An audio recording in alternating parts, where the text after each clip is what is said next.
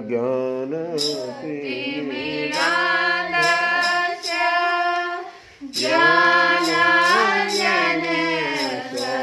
ज्ञानाञ्जनशलाकया चक्षुरुन्मीलितं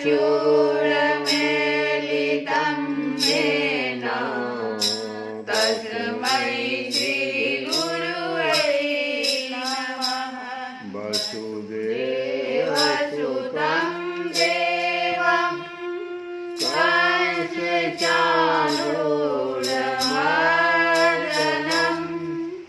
देवकी परमानन्दं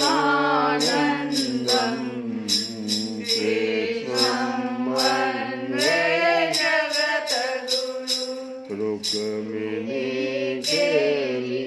संयुक्तं पीताम्बरसुशोभितं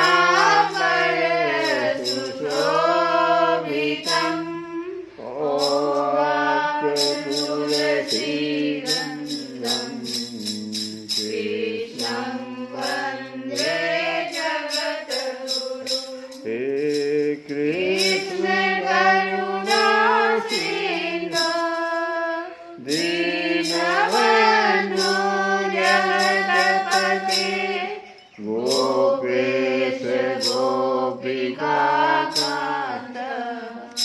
राधाकान्त नमस्तुते। तप्त काञ्चन गौराङ्गी राधे वृन्दावनेश्वरी वृषभानुसुते देवी प्रणमामि हरिप्रियं। श्री कृष्णाय वासुदेवाय हरये परमात्मने प्रणतक्लेशनाशाय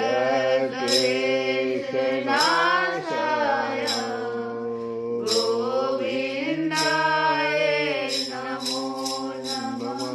हम लोग कल की कथा में सुने ब्रह्मा जी कह रहे हैं कि मैं, मेरे पुत्र, तुम लोग और शंकर जी भी उनके सत्य स्वरूप को नहीं जान सकते। भगवान के सत्य स्वरूप को जानना इतना आसान नहीं है। तो दूसरे देवता जिनकी आशा लगा लगा करके हम लोग मनोकामना पूर्ण करने के लिए भटकते रहते हैं, उन लोगों को क्या पता कि भगवान कौन है। हम सब इस प्रकार मोहित हो रहे हैं कि उनकी माया के द्वारा रचे हुए जगत को भी ठीक ठीक नहीं समझ सकते। अपनी अपनी बुद्धि के अनुसार ही अटकल लगाते हैं। जैसे वो हाथी था ना, तो अंधा जो है कह रहा था कुछ, दूसरा कुछ कह रहा था, वैसी अटकल लगाना है। हम लोग केवल जिनके अवतार की लीलाओं का गान ही करते रहते हैं, उनके तत्व को नहीं जानते। उन भगवान के श्री चरणों में मैं नमस्कार करता हूँ। वे अजन्मा एवं पुरुषोत्तम हैं।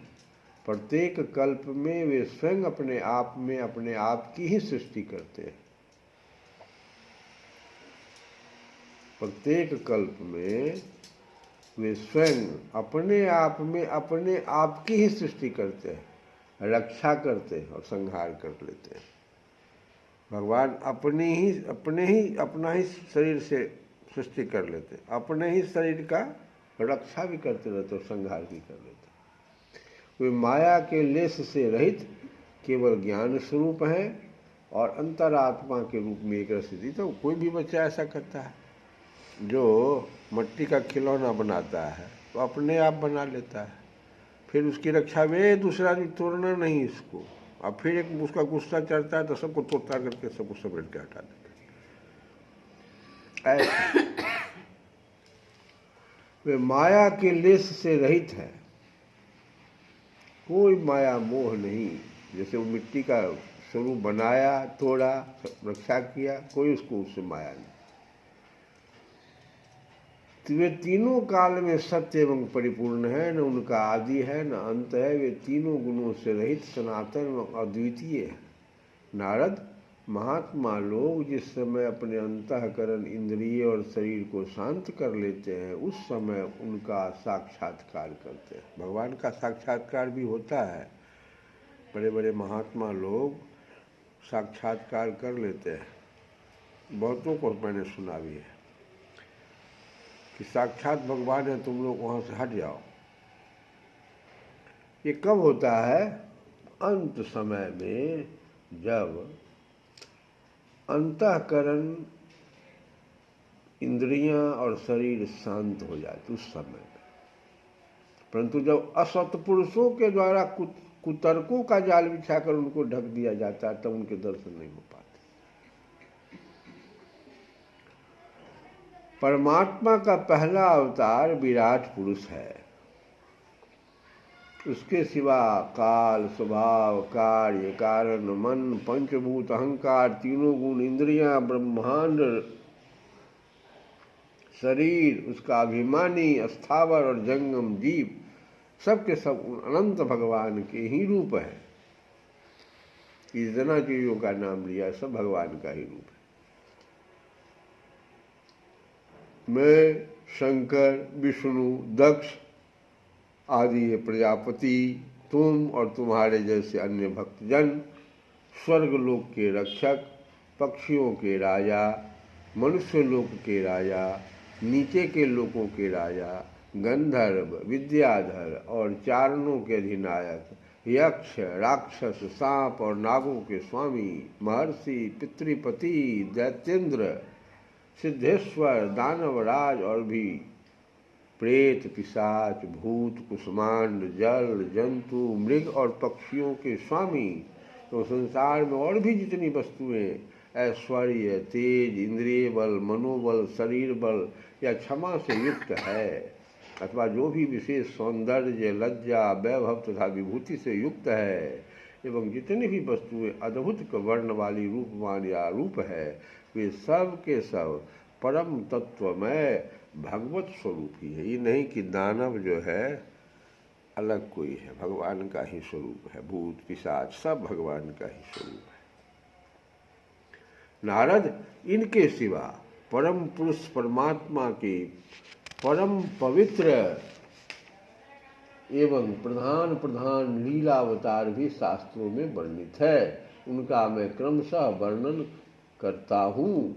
उनके चरित्र सुनने में बड़े मधुर एवं श्रवेंद्रिय के दोषों को दूर करने वाले हैं। तुम सावधान होकर उनका रस लो।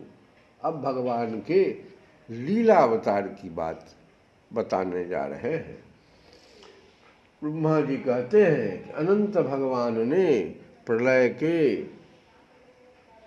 जल में डूबी हुई पृथ्वी का उद्धार करने के लिए समस्त यज्ञ में वराह शरीर ग्रहण किया था। सबसे पहले वराह रूप में भगवान आए और प्रलय के समय में जो पृथ्वी जल में डूब गई थी, उसका उद्धार करने के लिए आदि दैत्य हिरण्याक्ष जल के अंदर ही लड़ने के लिए उनके सामने आ गया। दैत्यों में आदि दैत्य जो है हिरण्याक्ष है। सबसे पहला दैत्य वही था। तो जल के अंदर वो भगवान से लड़ने के लिए आ गया। भगवान तो बड़ा रूप में थे। जैसे इंद्र ने अपने वज्र से पर्वतों के पंख काट डाले थे, वैसे ही वराह भगवान ने अपनी दाढ़ों से उसके टुकड़े टुकड़े कर दिए। फिर उन्हीं प्रभु ने रुचि नामक प्रजापति की पत्नी आकुति के गर्भ से सुयज्ञ के रूप में अवतार ग्रहण किया। उस अवतार में उन्होंने दक्षिणा नाम की पत्नी से सुयम नाम के देवताओं को उत्पन्न किया और तीनों लोकों के बड़े बड़े संकट हर लिए। इसी से स्वयंभू मनु ने उन्हें हरि के नाम से पुकारा। हर लिया, संकट हर लिया। भगवान ने तीनों लोकों के बड़े बड़े संकट, सबसे पहले जो भगवान दक्षिणा नाम की पत्नी से पहले वो आया किसके गर्भ में? आकृति के गर्भ में आए। अरुचि नामक प्रजापति की पत्नी थी आकृति, उसके गर्भ में सुयज्ञ के रूप में अवतार ग्रहण किया। और उस अवतार में उन्होंने दक्षिणा नाम की पत्नी से स्वयं नाम के देवताओं को उत्पन्न किया और तीनों लोगों के बड़े बड़े संकट हर लिए। तो हम लोग आज भी हरि बोल हरि बोल हरि बोल हरि बोल हरि बोल हरि बोल हरि बोल हरि बोल हरि बोल हरि बोल हरि बोल हरि बोल हरि बोल हरि बोल हरि बोल हरि बोल। ये जो भगवान का हरि, ये हरि नाम भगवान का किसने दिया? तो स्वयंभू मनु ने दिया। तीनों लोगों के बड़े बड़े संकट हर लिए, इसी से स्वयंभू मनु ने उन्हें हरि के नाम से पुकारा है।